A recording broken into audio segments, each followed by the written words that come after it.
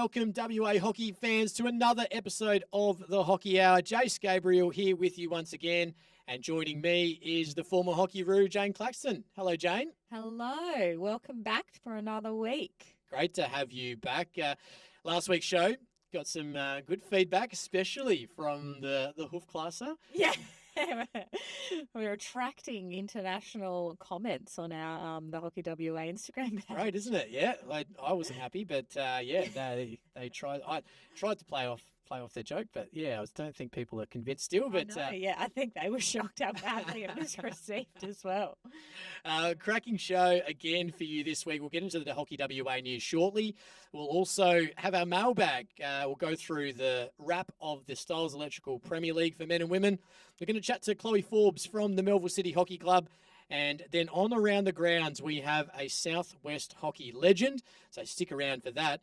But we'll finish it off with extra time, which is Hockey Fives, the newest format of hockey. So we'll dissect that later in the show. But let's get straight into the Hockey WA news, Jane. Yeah, first off, obviously, we have Hockey-roos and Kookaburras will be playing some international practice matches here in Perth. So it's very rare to obviously get some home-based games for international talent. That will be running from the 24th of April to the 4th of May. Hockey-roos taking on the Indian national team, whilst the Kookaburras will be facing off against the Malaysian national team, which, it will be rare to see them in action as well. Entry will be free, so no excuses not to come out and watch. Obviously, bring your kids. They can have a play on the lawn whilst you watch some quality hockey. And then fixtures and dates will be soon announced on the Hockey WA and obviously Hockey-roos and Kookaburras socials. So keep an eye out for that in the coming weeks for more details. Yeah, fantastic. Did you enjoy playing in Perth? Yeah, I loved it. I loved having home ground advantage. You train on the turf. It feels like you naturally have that extra affiliation with the turf, because when you go international, all the turfs are so different. Yeah. You spend like the first training session being like, do I even know how to play hockey? No, great to have the Kookaburras and the Hockey-roos here in Perth. Speaking of the Hockey-roos and the Kookaburras, they've added an assistant coach to their lineup, Queenslander Darren Bisley. I remember the name. He was a Queensland Blade back in the AHL days. Very good player at the time, and he's come back from Belgium. So he's going to be, he was in Belgium and under-21s women's coach and a program assistant coach, but he's coming back to be an assistant with both the men and the women. So dual role, and will provide his expertise coming up to the 2026 World Cup and, of course, the 2028 Los Angeles Olympic Games. Had much to do with Darren? No, but I know Belgium is a really good breeding ground for Australian hockey coaches. Yes, I think it certainly is. That's where they go. They come back. Yep. They bring their knowledge with them. And I love when coaches have kind of some form of knowledge of or coached in other countries, because I think it gives them an extra different dynamic to look at the game and how different countries approach training, for example, and then ways of play. And obviously when you play that country they've coached in, great resource as well. 100%. No, great to have Darren involved and bring some, success. He took the Belgian women to bronze at the Junior World Cup. So that's going to be vital coming up to Junior World Cup for this year as well. Yeah, definitely. We've also had some Hockey One coaches announced, or some teams still looking for coaches. So if you want to put your hand up, please apply within. But obviously the Canberra Chill having Shay Onatiri and then Marcel Keat, who is was the South African assistant coach in Paris. New South Wales Pride will have Kieran Govers, obviously world-renowned Kookaburra, and then Scott Barker. Tassie Tigers, the return of Suzanne Brooks, obviously Madison Brooks's mother, and Ali Addison, former Waste coach, which everyone would probably be familiar over here with, and then Ben Reid as well. HD Melbourne, yet to confirm who they have as coaches. They obviously have Andrew Smith and Dan Mitchell last year departing as coaches, so they're looking to fill that spot. And obviously the Adelaide Fire yet to announce their coaching lineup. So everything's kind of already clicking in place for Hockey One. It feels like it just finished, only for the season to come around again. If you could pick someone to coach Adelaide women? Jeremy Davey? Yeah. Is he available? Do you Well, think? yeah, he coached at And Melville. he has South Australian connections. So yeah. Fascinating. Yep. I'm sure you've got some pull. Yeah, surely. I'll give him a text. You can step away from Melville at the end of the year and Yeah. Good timing. Surely. It's sort of the end of. oh, that would be great though, wouldn't it? We'd have Jeremy at Adelaide Fire Women and we'd have Shaylee, the general manager of Perth Under true. Six. What a clash. Love that. That'd be. We might have to do it. Yeah, get on to Jed. And finally, Hockey Australia have announced the under 16s futures squads after the under 16s tournament that's just concluded. In the girls' national squad, we've had Chelsea Harris, Chloe Hindmarsh, and Peyton Ritchie, who I'm sure you know very well. Do. Little whippersnapper at trainings annoys me all the time. Yeah, she's so good. And in the boys, Kobe Ashford, Cooper Bedesi, Kai Bowden, Josh King, and Max Nelson. So congratulations to all those players. I'm not sure what the futures holds for them.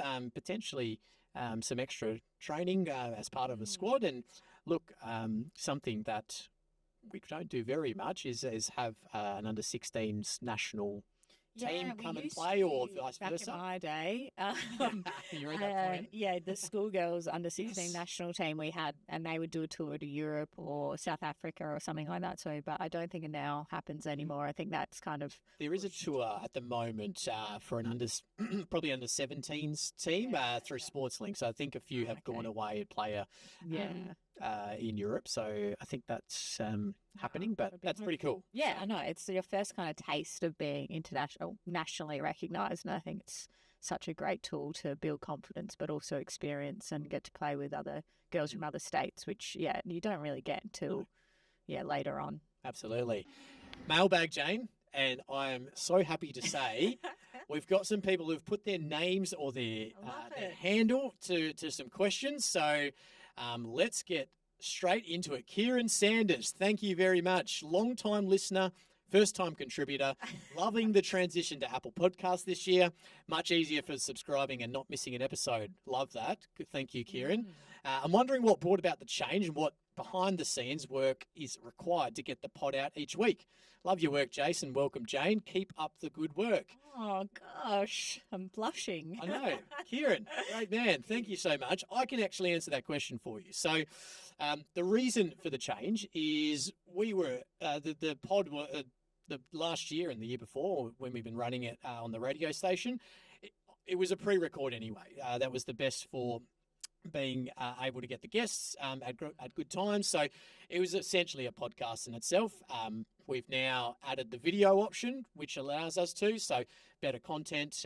And I guess the behind the scenes work, the legends at Hockey WA in Michaela and Zach and Carly, great helpers, and shout out to them because they do all the hard yards. But yes, they collect all the news and your mailbag questions and put together the doc for Jane and I. And Jane and I just come in here and we just got to talk. Gas bag the whole time. So great question, Kieran. Thank you so much for typing in. Good question. Happy to answer that one.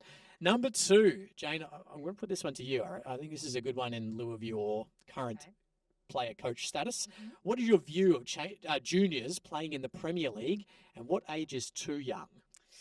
See, I have a conflict here because I personally played at a very young age at Premier League, and also my dad was my coach. So, but that's not dodgy. No, not of course. So that was in South Australia, obviously, and so I think I was playing Premier League quite a lot younger than probably is expected these days, and especially in WA because you have such a wealth of, I guess, experience and skill set, and people stay in the game a lot longer over here. And so, but I'm always reluctant, especially now that I'm in the coaching space, to push juniors to play at senior level hockey. And it was put to me really well one day. I'm like, once you're in senior level hockey, you're in that for the remainder of your career. So the earlier you graduate graduate to that level. So if you graduate when you're 18, you could be playing until, say, you're 38 at Premier League. That's such a long duration. And so, like, why rush it? And there's such a value in being in your own grade and dominating in your own grade and having that kind of success in your own grade before you kind of naturally make the progressions. But there are obviously benefits of playing with senior players around you, but that doesn't necessarily, I think, have to be at the Premier League. It can be in the Division 2s, Division 4s. Yep. And that's often how we probably approach it from a club perspective, is like, let's feed them into the lower grades, play around senior players that have a lot of knowledge, maybe don't have the fitness or speed elements still. And so they love having those kids out there to do all the running, but they learn a lot more about game knowledge rather than bleeding them straight into a Premier League, which can be a bit of a baptism of fire sometimes. I think there's two things for this for me. I think 16 is probably the age, but it depends on the talent. Now, in the last couple of years, I suppose partly through necessity, with the Vic Park first grade guys, we've had to play some younger guys, and they were probably good enough. I'm speaking of Jonah Pilati and Harley Muir. Very, very elite talents, probably at the top end of the scale. I think Jonah made the 21s as a 16 or 17-year-old, which is, that kind of speaks for itself. So I would say it very much depends on the talent, and still lots of learning, but it would then be up to the coach and coaching group to nurture as much as possible, because you don't want to kill the kid and play first grade, second grade, and then under 17s, for example, or J11, 12. So there's going to be enjoyment factor. Correct. You there's a still balance. have to love it, and I think that's what happens when people probably exit the sport earlier, is that they've lost that love for it because either they've increased to a level too early and they're not really able to inject themselves much into a game because they're playing against senior bodies, really. And so, it's a fine line, isn't it? You want to challenge them. You want to make them feel like they are increasing skill level and going through the ranks. And obviously playing Premier League is a huge deal. And it's like a prestigious role to have in a club. So, it's such a – I know I'm struggling with it now as a coach. And you have parents asking, why isn't my kid? And it's so hard to give them perspective when all they're doing is trying to advocate for their kids. So, Fun fact, partly from what you said, obviously I've played for a long time in the Premier League. I actually coached Jonah at Minky, and then was playing when he made his debut. So he's a chubby little fellow when he was about 5 or 6 and was very good at that point. And then he made his debut, I think 2023, I think, or 2023 or 24. As a 16-year-old. And I was cool, playing in that game too. So I started having that as a hockey route towards the end of my career. People would come up and just get into the program, like, oh my God, this was me when I was 12. And hockey route. I'm like, sick, thanks. Love this for me. I didn't mention it before, but Nick, thank you so much for your question. That's a good question. It's probably a difficult one for us to answer, but great question. Last one, Millen Miles 24. Why has hockey not had a genuine Michael Jordan type star? Does this game not want or need one? Fascinating question, this one, because I see a Michael Jordan type star as there's two parts to Michael Jordan. It's the individual and being so incredibly good individually, but then there's the team Michael Jordan, who was like pushing people so hard and had all the success and gold medals, championships, etc. So I think we've had one, and it was Jamie Dwyer. He's probably the closest we've had. I'm not sure if you can think of anyone else that might come into that category. Yeah, I think if you're just talking about Australian perspective, I think there's definitely heaps internationally. And if you've ever been to Holland, you would realise that. And there are more, and even Argentina. Like you've got the Luciana Amars, had Powerade sponsorships, was on every bus stop.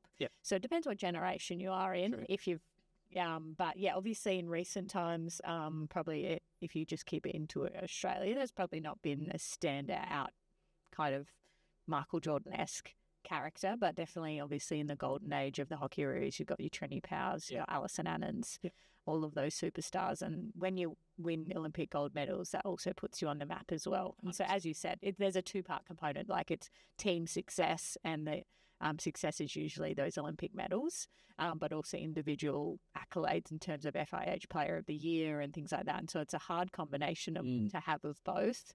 And that's why they're not always so frequent like the Michael Jordans in the sporting world. But yeah, there's definitely ones overseas, I would say, more so in Holland, where hockey is a huge, huge aspect of their culture.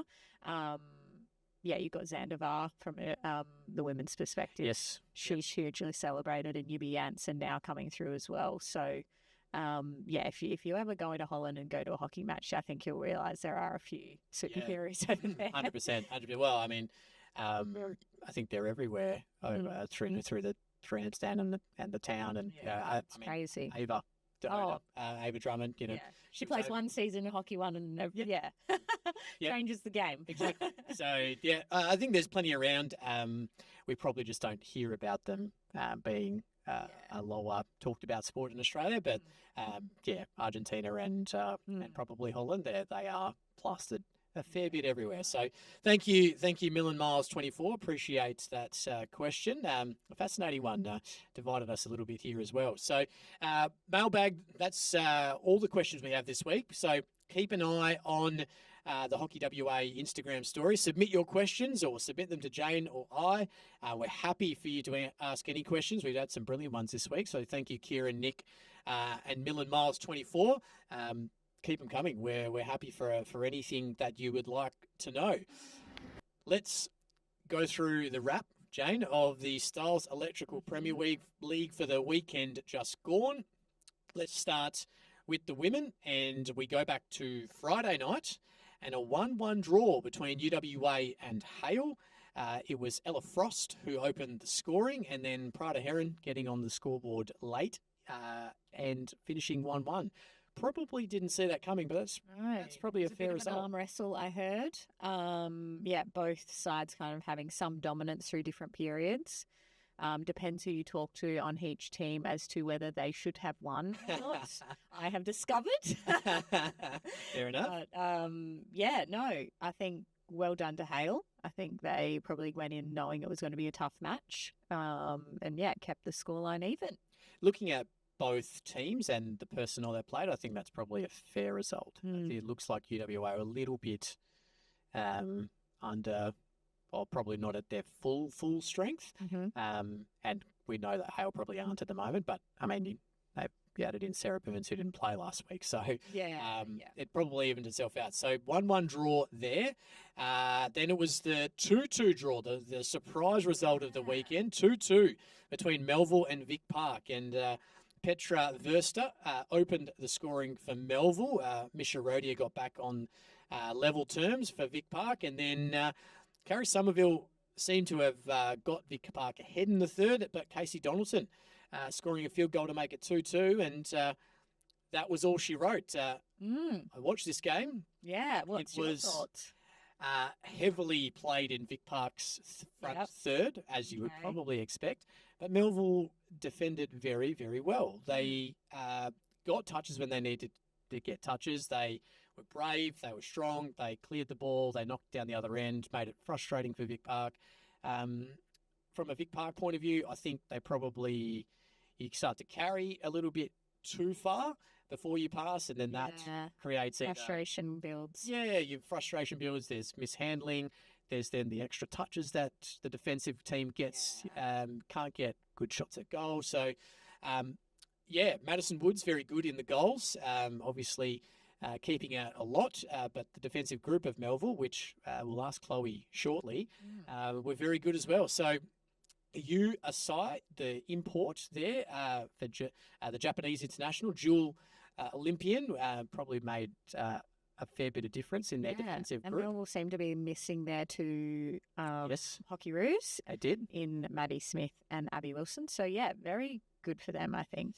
Did Vic Park disappointed, I reckon. I mean, there's not much you can do, but it's one of those games that, that get like that, and then yeah, it's like I probably liken it to quicksand. The harder you try, the deeper you less get, gets. the deeper you get into it. So, we go to the next game of the round. YMCC continue their great form, a 5-1 victory over North Coast impressive. Raiders. A lot of corner goals. Yes, Harper Newman, Jade Smith, the Hockey-Roo, Shoko Kanafuji, the Japanese import, I'm going to say, and Maddie Fitzpatrick with a double.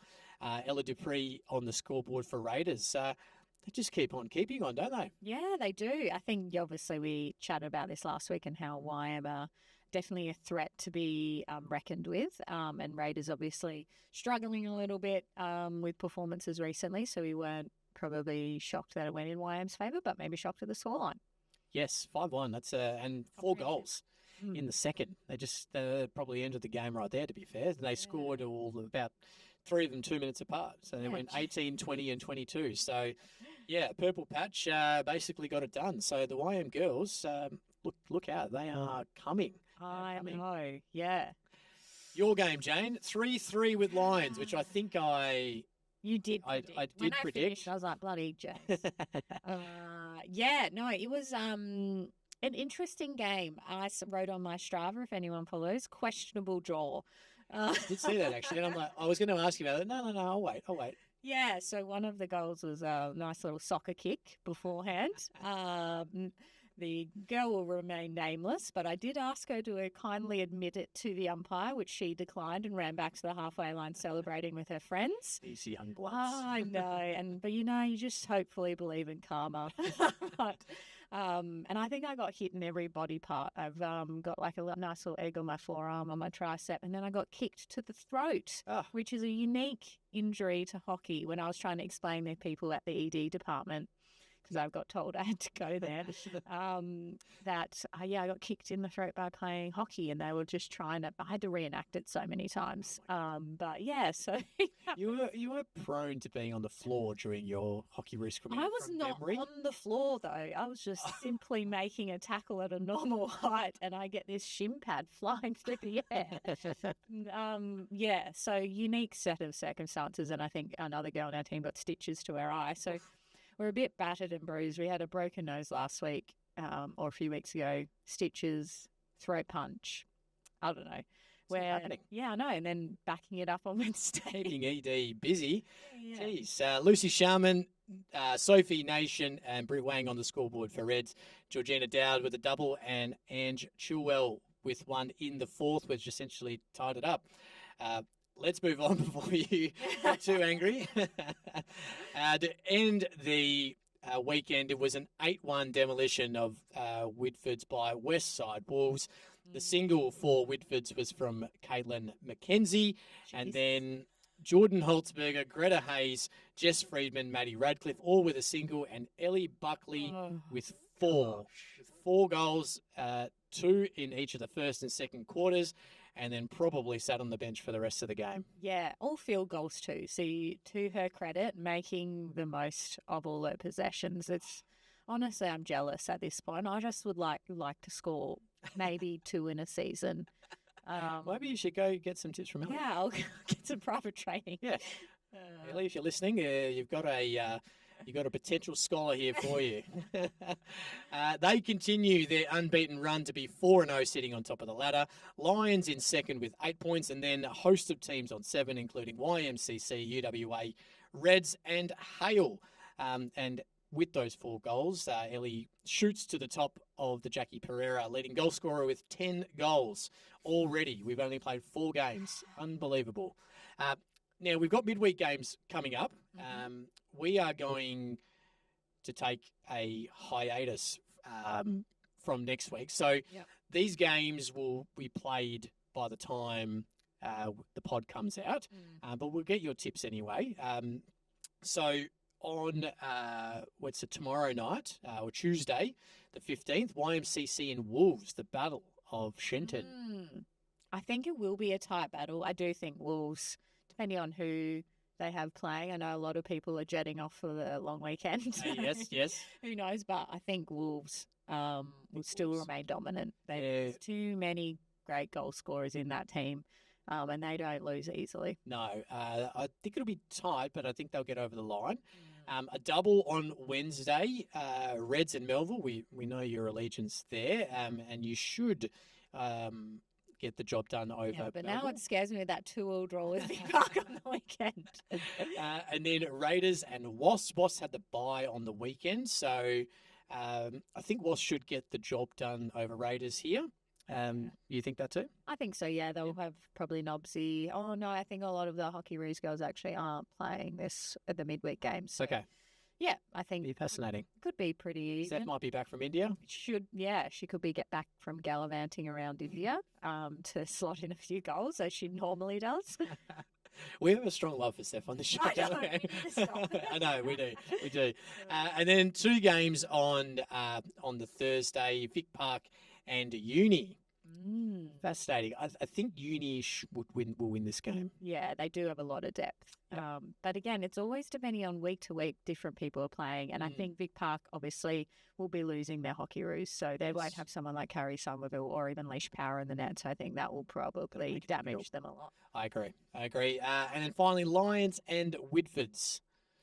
I'm going to say Lions. Yes. Sorry, Whitfords. Yeah, they should win. Whitfords just struggling a bit at the moment. So Lions with the victory there. Hale have the midweek bye. What a lucky time to get it. Wow. Well played.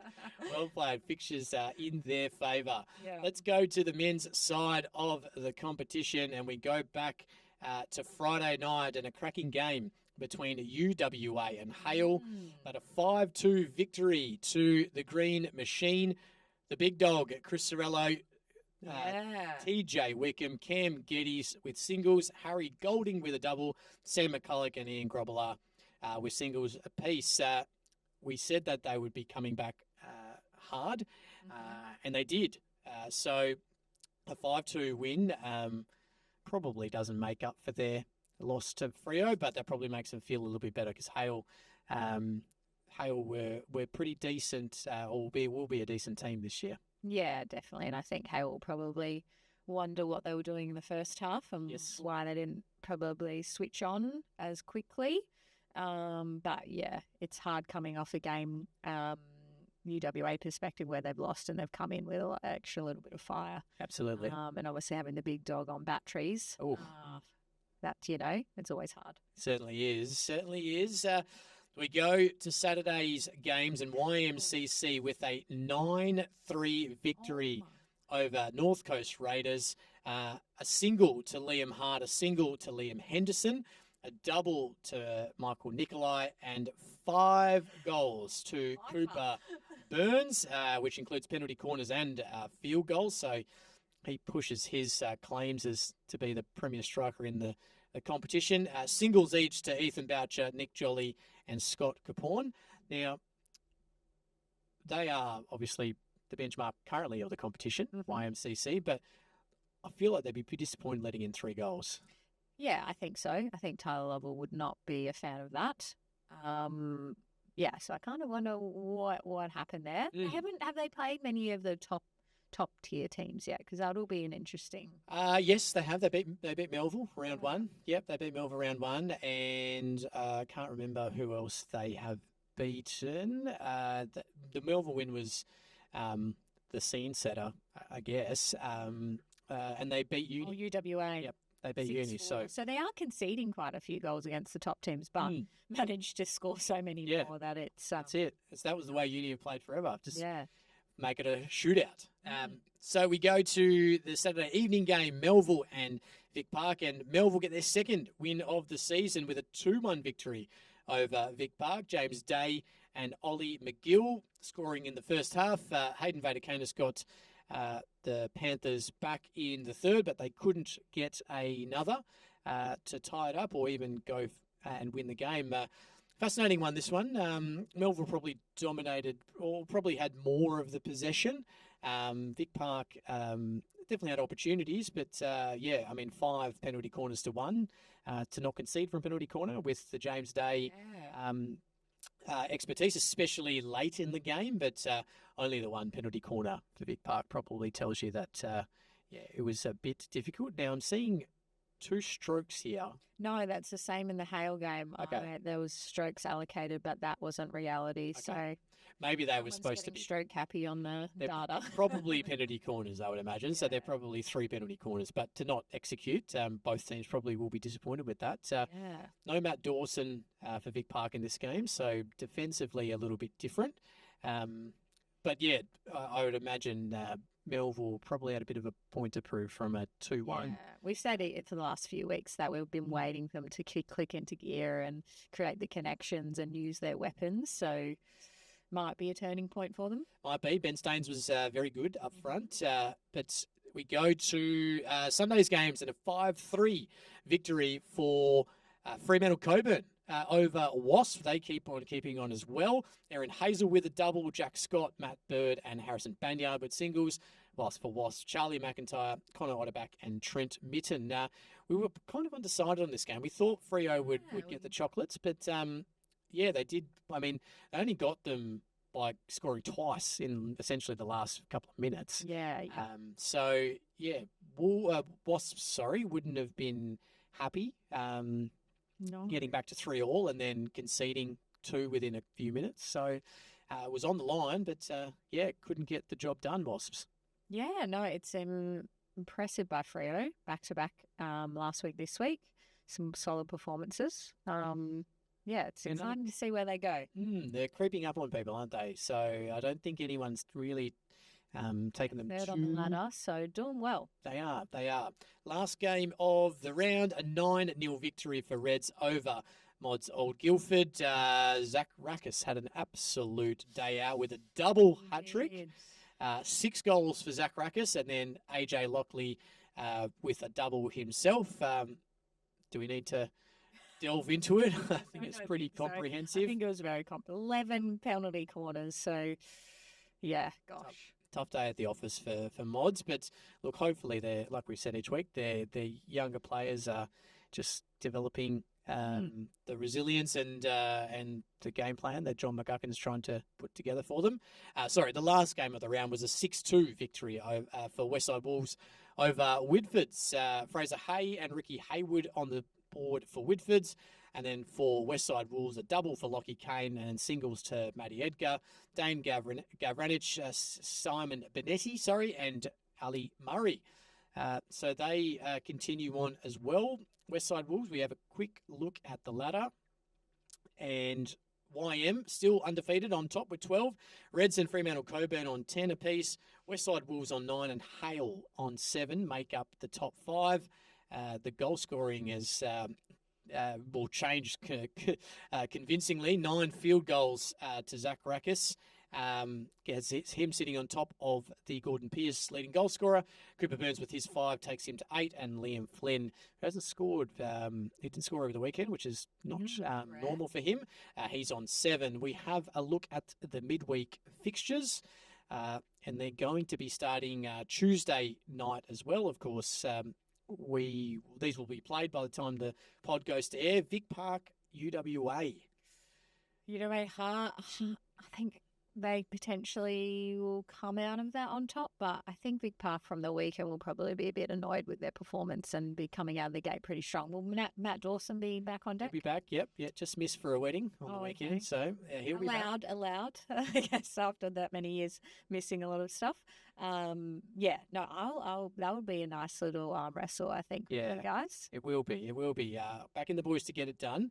Whitfords and Mods Old Guildford. This will be a fascinating game.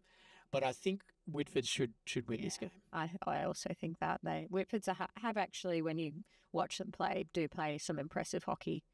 They're coached quite well by Phil, North Coast Raiders and Wasps. I'd probably be tipping Wasps here, I think. Wasps should get the job done. Those 2 games on Wednesday evening, and then the 2 on Thursday. Reds and Melville at Aquinas. This would be a good game of hockey. Yeah, whether Rackus' stick is a bit fatigued from scoring all those goals on the weekend or not, but I obviously will tip Reds. But yeah, I think Melville will get up here. I think they've just found a bit of a groove. So I think back Melville here. This is probably an absolute cracker too. YMCC and Wolves. Yeah, that will be. I think YM will come out on top. If all firepower is in the team, Wolves will obviously defend really well. I love their defensive outletting system and watching them through the commentary stuff. Yeah, they're very organised back there and take no prisoners. So yeah, it will be hard for YM, but gosh, they're very talented. Yeah, it's going to be a ripping game. I think YM should stay undefeated. Hockey WA is thrilled to have the continued support of Stiles Electrical Services as the naming rights sponsor of the 2025 Premier League men's and women's competitions. With over 25 years of experience in sports lighting, Stiles Electrical Services is committed to supporting hockey's growth in WA by assisting clubs with floodlighting upgrades and strengthening pathways for athlete development.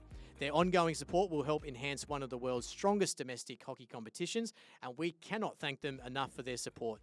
Visit styleselectrical.com.au to find out more about Stiles Electrical and how they can help your club. Time to chat to our player of the week in the Stiles Electrical Premier League. We always highlight one of the players, and we've got the girls back again. And from the Melville City Hockey Club, we have Chloe Forbes. Welcome to the show, Chloe. Having me.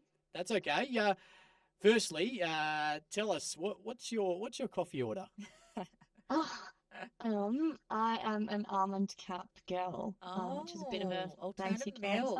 answer. Like it. Yes. Like it. Is alternate milk allergy wise or just taste preference wise? Bit of both, I think. Go to love it. Oh, very good, very good. Nice little icebreaker. We always ask everyone. Well, first and foremost, now probably the biggest question that listeners may want to know the answer to is obviously disappointing last year because you at the time were going to get relegated, but then Melville get to stay in the Premier League for another season. Tell us, when did you as a playing group find out that you were going to be staying in the Premier League? Yeah, it was pretty late on actually. Obviously it was a bit of a disappointing end to last year. I didn't think it was super reflective of the group and where we were at. So yeah, it was awesome that we got the opportunity to stay up. But yeah, we didn't actually know officially for quite a while. We knew it was in the works, but there was obviously a lot of processes that had to go through first. So we kind of just said, okay, let's go ahead planning for 2025 with the assumption that hopefully we will stay up, and if we don't, then that's okay. We can still continue to put in place what we're wanting to. It'll just look a bit differently, but yeah, it was awesome also out that all of that went through, obviously. Yeah, I can only imagine. Extra motivator. Also, it's so hard to adjust to whether either way. But yeah, been quite impressed with you guys for the last few weeks. Obviously, getting a great win against Whitford's 4-0, and then the recent weekend just gone drawing with Vic Park. That would have been a huge confidence boost for you guys. Yeah, definitely. Felt like I could take a bit of a breather after the Whitford's game. It's always good to get the first win on the board and get reward for effort. Yeah, and coming into this weekend, we knew it was going to be a tough one. I think Vic Park are probably one of the most well-structured teams in the comp, so we knew it would be a tough game. But yeah, to hold out in a game like that, I think shows a lot of character and discipline. So I was really impressed with the girls. I'd hate to know the amount of PCDs there were, but we managed to not let any in. So yeah. No, you played a very good game. I watched a lot of that game, and the defensive effort was definitely on show. And I think with every effort that was successful, the confidence built and built and built. And to be fair, you probably had some opportunities to steal it towards the end as well. But you gain a point, and one of those defensive, I suppose, players that you gained for this season, Yu Asai, who is a Japanese international, been to the last 2 Olympic Games. Very recognisable. Wears quite a big leg brace. Tell us a bit more about her. Yeah, so she only arrived mid last week, so yeah, she got thrown in the deep end straight out there, but yeah, she's lovely, and yeah, her credentials are insane. When they got read out to us, there was quite a lot of gasps in the room, so we're very lucky to yeah, have someone with that experience, I think, both on field, but also just from an education perspective for our younger players. Having someone, yeah, of that caliber is awesome. And yeah, she had a great first game. So yeah, excited to see what she'll bring to the group. Does she speak English? Yeah, Oh, cool. her Yeah, English she's is pretty pretty good. good. Yeah. Yeah, Awesome. I think she's come to Perth quite a few times, so knows Mm. her way around a bit as well. Yeah, no, the Japanese girls are well renowned for their basics. They just do not miss travel No. a single ball, Yeah, and every ball yeah, they give you is crisp and nice and flat, and it's absolutely. beautiful. It is, yeah. Yeah, so you at the helm of your team, you have none other than Jeremy Davey, one of my favourite Mm, coaches, actually known as Jed. hmm How's he been integrating into the Melville girl group? Yeah, no, I could not speak any higher of him. Not only, yeah, his coaching credentials are insane, but he's a really great person. And he's fit into the group really nicely. And what he's done for us so far, you can see in the results. Yes, it's been really good from a technical perspective, structural wise, we're learning a lot. Yeah, so from when we interviewed him in the off season, everything that he was saying was really aligning with what we're wanting to do going forward. Yeah, and yeah, we've already seen some awesome changes. So yeah, he's been great. Fairly young group. Is there a lot of education you guys do outside of maybe your 2 training sessions a week?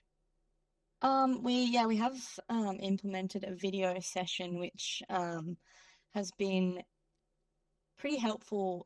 One of our main goals, how we're measuring success this year, is just building and improving each week, reflecting on some really specific niche parts of our game, and trying to get them right for the next week, and then building again and again. And I think that's been really effective. I think whilst the scores have fluctuated a bit each week, I think we have built and gotten better each week. So yeah, I think that's been a really important part of that. Yeah, I feel like you have. I mean, it's a tough welcome back to the competition and well, Mhm. one of the first gala round game, but I think it's been fairly competitive for the last for everything after that, and then obviously the win and draw against probably a finals favourite or Mhm. finals contender. So, I mean, you just mentioned how you guys are measuring yourselves this year, but is there an ultimate goal? Like, is finals like the ceiling to try and get there, or you're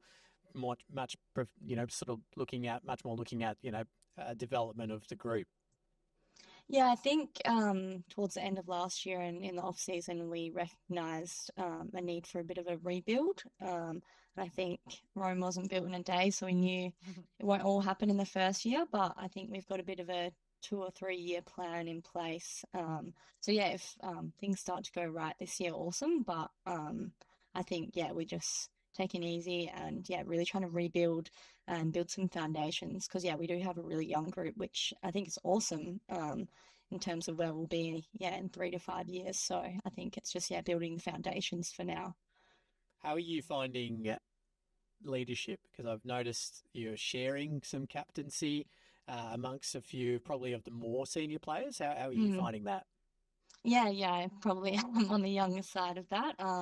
I've got Casey and Amy doing it with me, who are two very experienced players. But yeah, I think I've learnt a lot from all of them over the years. Yeah, and as I've grown up in the group, yeah, I've gotten to take on a bit of a bigger role, which has been good. But I think it's good to share it around with some different kinds of players and you can kind of touch into different aspects of the group with that. But yeah, they've got mountains of experience and yeah, they've been really helpful for me and the wider group as well. So yeah, I think we've got a good setup in terms of leadership. Brilliant. I like that. What do you think about it? Yeah, no, honestly always think you need to have some youth come into that leadership role. They have a different perspective on things. Also, they can connect with a different dynamic in the team. And so Mm, it gives you a lot more holistic approach in the leadership group because sometimes if you just pick older players, they kind of are stuck in the ways or Yep. they just maybe don't have that connection there with the younger group. And so it is very important to have some diversity there. I like it. I yeah. like it. Well, Chloe, thank you so much for joining us. Hopefully, with these midweek games coming up, you can continue to build with the Melville girls. But look, we really appreciate you being on the show and wish you, Jed, and the girls all the very best for the remainder of the season. Yeah, awesome. Thank you so much. Round the Grounds is the next segment on the Hockey Hour. We, of course, bring it to you for a second time this year, one of our newer segments, obviously speaking to Hockey WA Clubland and people that have, I guess, a background or some longevity or just all-round legends at their clubs. And this week we have one of those people, and he is the Southwest man of the Boy and Up Hockey Club. We have Dean Lomax. Welcome to the show, Dean. Good afternoon. How are you guys? Great to have you, mate. Great to have you. We have a little icebreaker, which we always, which we've been asking judge people. heavily. We judge heavily. We do. Far away. Fascinated by the answer. What's your coffee order? Long macchiato topped up 3/4 with skinny milk. Oh, fancy. complex. I like it. I mean, very WA, we've realised, very WA. How does that Yeah, you walk, in Melbourne, you ask that and just look with a blank stare. Yeah. They go, huh, what? Yep. Yeah, very funny. We're very unique here, but I like it. Very unique. Mm-hmm. So, Strong. Starting the Very. morning off very strong. absolutely. Yeah, Dino. So thanks again for joining us. So No give worries, us, I guess, the viewers and us a bit of a lowdown on your hockey journey, and particularly with obviously Boy and Up. Yeah, sure. Well, I started a long time ago, way back in Townsville in North Queensland. And my mum was a bit of a star hockey player growing up. And so this is probably a natural thing to follow her into the sport. And played with 2 clubs over there before we headed over west in about 1995. And when we first moved west, we I only umpired because that was one of the reasons we came over here, was from work, of course, but also to umpire. So Oh, no way. Um, Wow. yeah. And I was umpiring Classic League back in when it was called Classic League in the mid-90s. Mm-hmm. And then got into the old, was it AHL, NHL? I can't remember now. So I long think it ago. was AHL and then NHL. AHL. Yeah. Did that for a couple of years. And then I had a bit of a break from hockey in the early 2000s, just decided to have a bit of walk away for a little while and just have a bit of a refresh. And I was playing for Towns Hockey Club at the time. And then in 2013, moved across to Boy and Up Hockey Club, and I've been there ever since. So, a bit of a career of playing, umpiring, coaching, admin as well, with a lot of with the different clubs and associations and stuff like that. So I really enjoyed the journey so far. It's been fantastic and still loving it. Oh, fantastic, mate. I love to hear that. Your time umpiring. Who did you enjoy umpiring, and who didn't you enjoy umpiring? I can easily tell you that because the current Australian coach, Mark Hagar, was fabulous to umpire because he turned here and he told me very early on in my career, he said, if you see me about to just look at me and give me the no, and I'll respect it. And he always did. He was always great. Love it. But the other guy who I used to cry, oh no, please, was Corby. Greg Corbett was. You know what? I actually knew you were going to say Corby. Great player and a lovely guy, but on the field, I'd always go, oh, let's see my name up, doing the club game, or when I was doing National League, I'd go, oh no. And, but like I said, he was always good and stuff like that. But pretty competitive out there on the ground, that's for sure. Oh, that's brilliant. Yeah. I had a very strong feeling you'd say Corby. I think many people probably would have at that time. Well, tell us a bit more about Southwest Hockey and kind of tell us the structure, because obviously it is separated from Hockey WA and how you run competitions, and tell us a bit more about the community. Yeah, for sure. Look, I mean, there's the Southwest Hockey Association, which kind of is in charge of running the Southwest Hockey League. So you've got teams from Bunbury and Bustleton only at the moment. But if you go back quite a few years, you'll get teams from Margaret River, Capel, Collie in there, and at the Southwest Hockey League level. But if you go down to second grade, third grade, you've got teams from Boyartbrook, Harvey, Donnybrook, and then down in Bustleton as well. You've got quite a few different club teams make up the Bustleton competition. But Margaret River got their half turf down there, which has been a good thing for them to get their juniors coming through to the grades and hopefully pushing through and bringing more players into the senior ranks down there. And here in Bunbury, we've got well, we play in the Southwest Hockey League, but then we've got Division 2 and Division 3 in both the men's and ladies. And we've also got Masters on a Monday night. And then, of course, our junior competition on Saturday is pretty huge as well. So, it's, hockey's being played right across the Southwest. It'd be nice if we could get some more Southwest leagues back in. Like, it'd be great to see like a Collie come back in, or another team from down in Busselton Way and stuff like that, just to make it a little bit more, not so, I guess, repetitious in the men's comp, because the men's has only got 5 teams. So, you're only playing every 4 weeks, you're playing the same team. But, it's, there's still a lot of people playing hockey down here, everywhere from juniors right through to masters level. Yeah, I think definitely from my experience playing at the national level, a lot of national players come from the country regions, and so it's such a strong feeder into the elite environment. So it's a credit to obviously people like yourselves that are involved in that level and nurturing that skill level from a country perspective. But yeah, more broadly, what does kind of the club mean to you, and more generally, what does Southwest Hockey mean to you? I think it's, to me, I guess I'll start at the club level. I mean, since moving across to Boyne Up, it's just become I guess almost a passion, the amount of stuff I do for the club, because I just, love what the club culture is all about. And that's, pretty much getting all our juniors and giving them a really good pathway through into senior ranks, but at the same time, giving them every opportunity to, as you just said, Jane, get into higher performance type stuff, like, your state juniors. And as you move up into WA country men's, and then, even, there's the guys like the Harvey boys and Kobe and guys like that who are playing, for the Thundersticks. So from a club's point of view, we love the fact that we are able to put so many players through. And I was only just talking to Anita Scott, our president, over the last week. We've been identifying how many of our current former Boyne Up players are now playing in the top leagues in Perth. And the list is quite remarkable. But then it's not just Boyne Up, as you just said, Jane, there's a whole heap of players from all around, not just the Southwest, but all the regions who are, playing in that kind of, Premier League type division in Perth, and also playing in the high divisions of the Thunder 6 teams and stuff like that. I mean, one of our young guys, Cooper Badesi, just got named today in the under 16 national squad. They just put out today from Hockey Australia. I mean, that's just fantastic to see, a kid who's under 16 years of age get named in a national squad. So, from a club point of view, that's what, I guess, drives us from a passion point of view. And from a Southwest point of view, it's great to see that, when we go away to Country Week, for instance, the Bunbury teams, the Busselton teams are always doing well, the Margaret River teams, and there's players in both men's and women's who are then being selected to go on to play for WA Country, or being picked up by the Perth, top league clubs to go up and play in Perth. So from a Southwest Association point of view, that's again, the driver is to get as many players from down here, getting through into higher honours, I guess. Love it. I love it. That's so cool. Yeah. What about the WA country teams? You've just touched on them.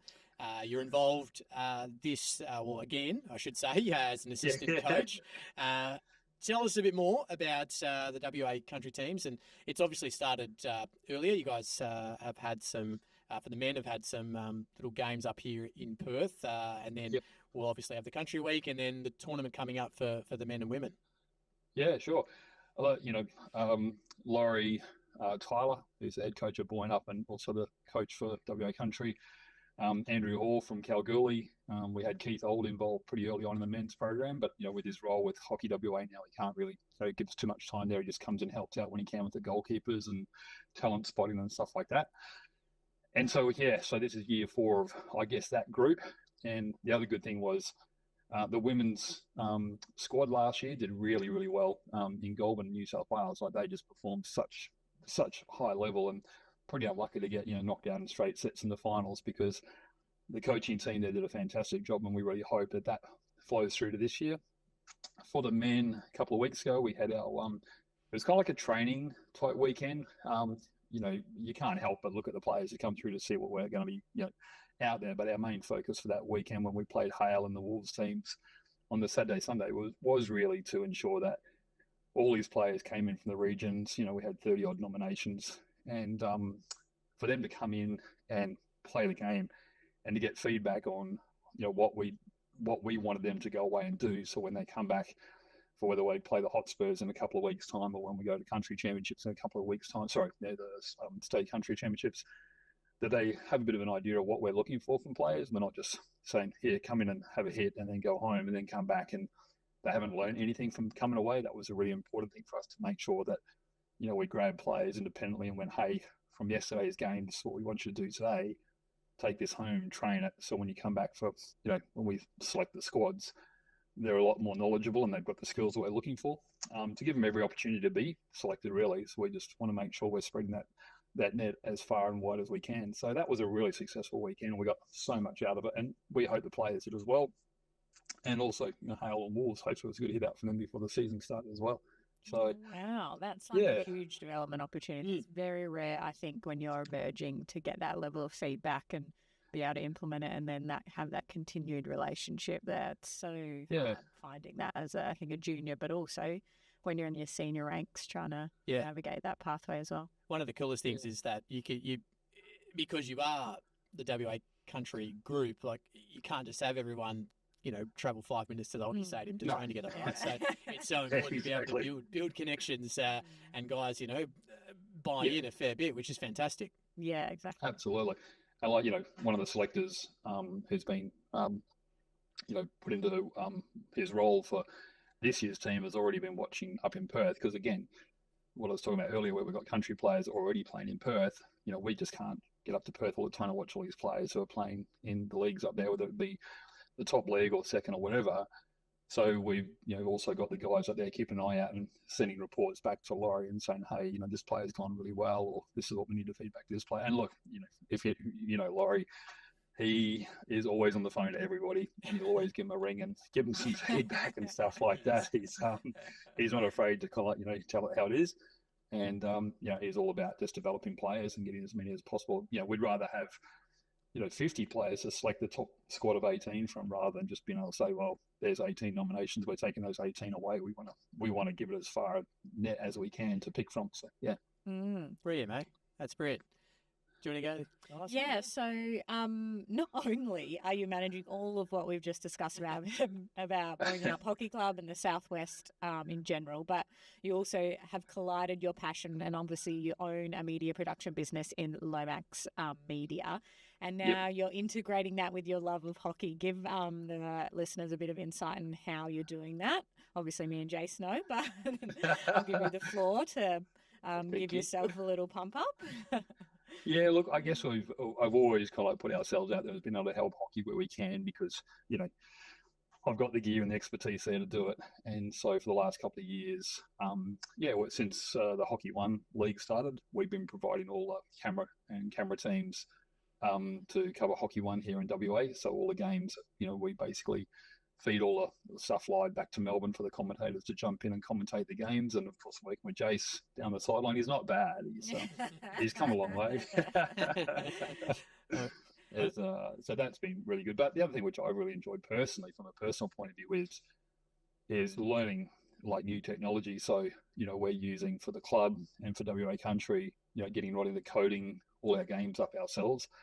So, we use my gear to shoot, whether it's a Boyne Up game or a WA Country game or whatever, shoot the game. Then I come home, sit down with my laptop and dump it all in there. And then basically, we've worked out what we want to look at. And I basically, just got right into coding and getting stats out of games. So, if you use the game we had on the weekend for Boyne Up, one of our young guys shot the game for me because I was on the bench, of course, and came home, chucked it in the system, and then basically went through the whole thing, exported out all the different videos that we wanted to look at, and then did notes to all the videos and sent it back to the guys on Sunday with, hey, watch this is what we're looking for. And I love that type of stuff, just capturing data and getting pretty instantaneous feedback almost to the guys. So before we go to training Tuesday night, they've seen good stuff and they've seen stuff we can improve on. And so using the technology that I have with the business, integrating with the sport, just to me, I love it. Gosh, that's such an asset. Some Premier League teams up in Perth wouldn't even have this, so it's impressive. Like country hockey is outshining our Metro League. It's brilliant. I love it. Tech is so important when it comes to that analysis stuff. I mean, you would know, obviously Guesty, Jug or Jason Duff, probably the two guys who just were so good at it. Yep. To be able to code and film. I know, guess you might have been able to do that at one time, code and film at the same time, and it's just phenomenal, like, to be able to do that. And the tech is so advantageous for learning. So no, it's fantastic that you're doing that, mate. It's brilliant.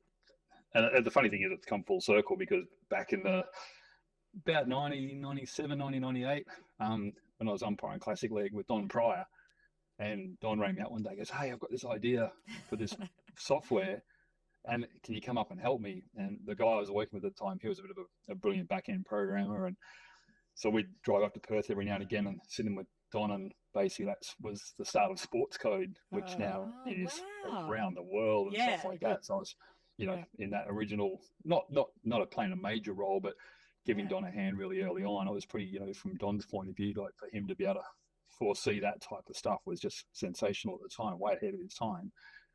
And it was really funny. I was working with the AFL here a few weeks ago when they were doing the pre-season game between West Coast and North Melbourne, and I was with the head of tech, and he was, "Oh, you may not have heard of this software. It's called Sports Code." And I went, "Actually, can I tell you a funny story?" He was like, "You've got to be kidding me." That's brilliant. I was there. I was actually there the first day we actually saw it work. So we were in Don's room, house at Riverton, and we had a guy in Sydney coding a test match between Australia and South Africa with Shane Warne bowling. And he sent the data through to us, and we were capturing the game off Channel 9 at our place, or at Don's place. And then we put the data in, and we actually were able to say, filter Shane Warne bowling, flippers to Darryl Cullen, and we saw the vision pop up. And it was the first time we actually saw it work properly. And so that was a long time ago now, and look at it now. That's so cool. Yeah. Gosh. Brilliant. Oh, so good, mate. Well, thank you so much for being a part of it and a part of the show, I should say, and giving us a great insight into buoying up the club and obviously Southwest hockey in general. And thank you so much for all the great things that you're doing for the Southwest and for hockey, mate. Our pleasure. Thanks very much for having us on board. It's been great, and just love hockey, so it's good to be a part of it. Oh, brilliant, mate. Thank you so much. Thanks. See you, Jane. Thanks, Joyce. See ya.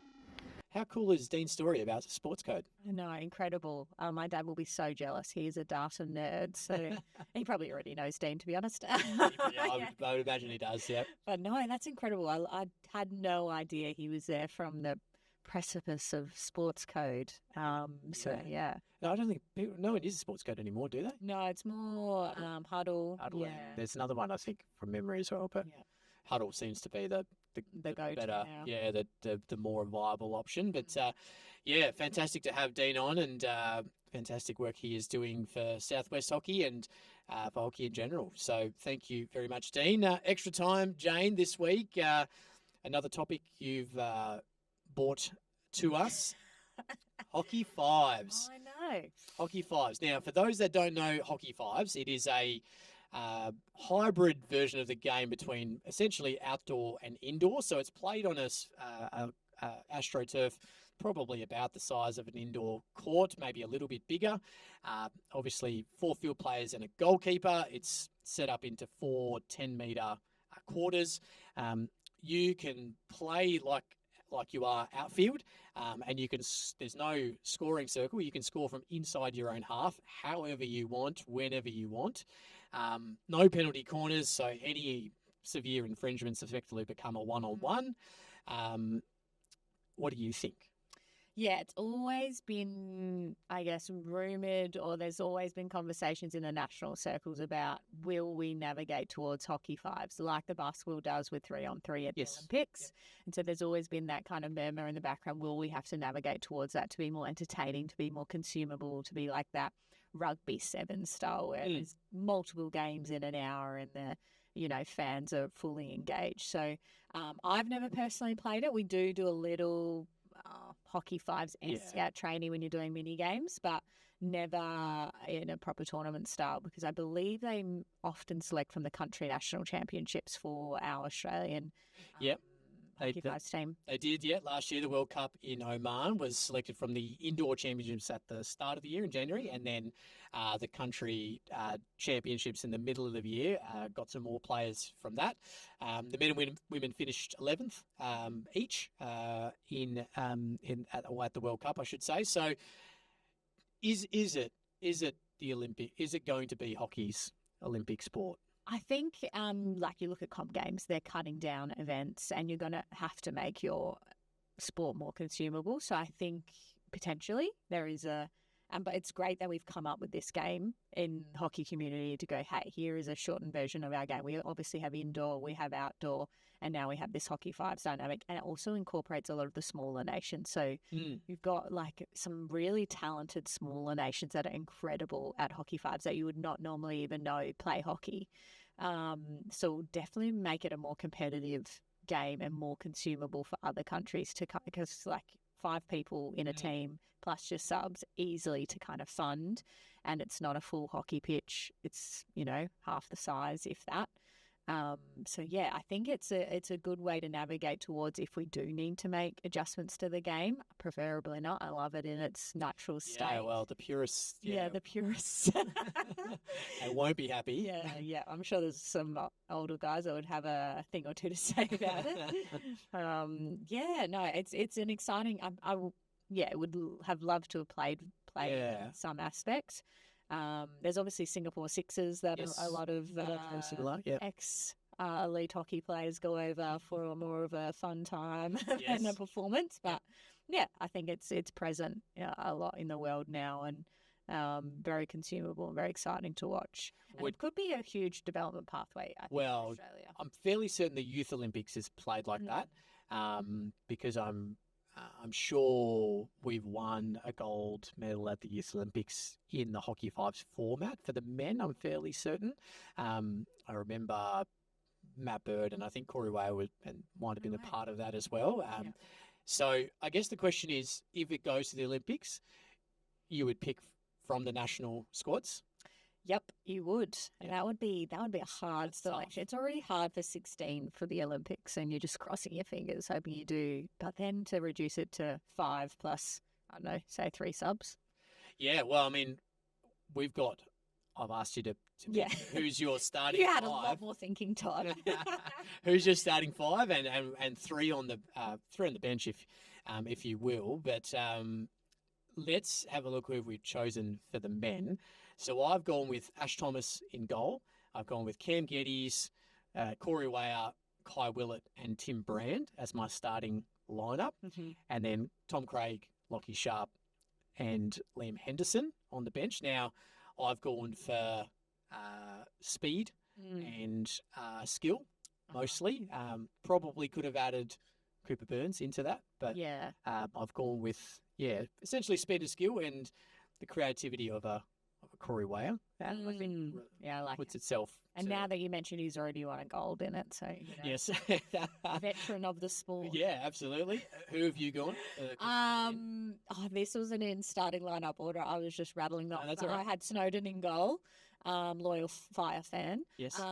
Craig, Brand, Burns, Sharp, Harvey, Weyer, and Geddes. Yep. I think Hockey Fives is a great concept in the fact you could play anywhere. Yep. And you have to be able to play anywhere. So I think I also went with speed, skill, and a bit of like that extra it factor talent with the Burns and the Weyer in there that can just do some crazy stuff. Yeah, I think probably Cooper Burns would be elite at this because he can break away at speed and he's got good finishing ability. So, I'd love to see it. Maybe they should just play their own little mini tournament. For the fans. Yeah. Why not? We're getting other internationals. Yeah. What about the girls? I've gone with Joss Bartram in the net, Penny Squibb, Amy Lawton, Mariah Williams, and Jade Smith, and then Grace Young, Alice Arnott, and Claire Cole as my bench players. Yep. I went with, again, Bartram in net, Carrie Somerville, Alice Arnott, Grace Young, Courtney Chanel, Amy Lawton, Claire Colwell, and Grace Stewart. I like that. Yeah, I test up Grace Stewart. I have the inside knowledge of who's great with mini games. Yes, fair enough. But you've also got Carrie there, obviously representing Australia indoor. So I was looking, she could use the boards well. Yep. You've got obviously Alice Arnott, great dynamic striker, speed. Youngie, who's just so bloody dogged out there. Yeah, you need We'll someone never like lose. Grace Young. Yeah, you need someone like Grace Young. Yeah. Just someone who's just going to like bust their gut Yeah. and just barge through tackles. And, Yep. Yep.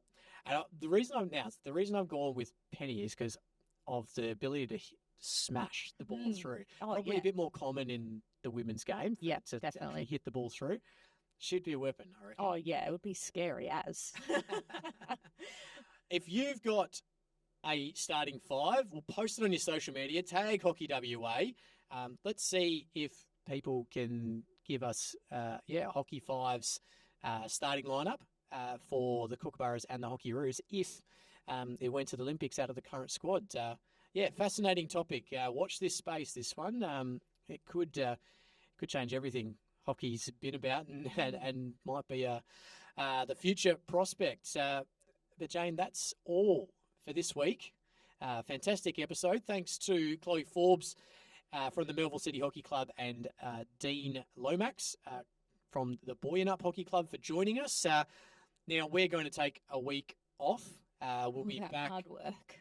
We'll be back. Well-earned rest. All the speaking that we've been doing. We'll be back the week of the 28th. So we will wrap the Anzac Day weekend and obviously all the midweek fixtures at that point. So don't miss us too much, but that will give you an opportunity to think of some questions or even some extra time topics. We'd love to hear from you. I'm hockey_WA on Instagram, so don't forget to give them a follow and catch the highlights and the snippet of the video that That comes out of this. that Michaela puts up, and obviously keep up to date with all things hockey. You can get me at JSgabriel1, I think I am, is my handle. What's your handle? I'm at Jane Clax. I don't know why I think I couldn't go Jane Claxton. Someone else out there is that person, so don't DM them. But yeah, drop us a line. We'd love to hear from you, and obviously, if you have any questions, let us know. But thank you for joining us on episode 3 of the Hockey Hour.